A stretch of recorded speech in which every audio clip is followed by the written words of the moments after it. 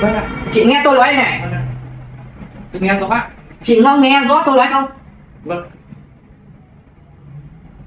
Chị nghe cái hàm răng của chị ra, mở rộng cái hàm răng của chị ra. Đó, đúng rồi. Thôi mọi người đừng tặng quà nữa, đừng tặng quà, tôi bảo đừng tặng quà nữa. Đừng tặng quà nữa. Bộ máy giúp việc đâu rồi? Tặng tôi cái nhận quà cái nào? Sao cứ gửi quà nữa nhỉ? Đang làm việc cứ gửi quà.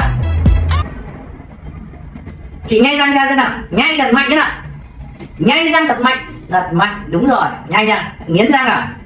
Chị nghiến mạnh ra để người ta biết là chị có cái bộ răng sứ nào.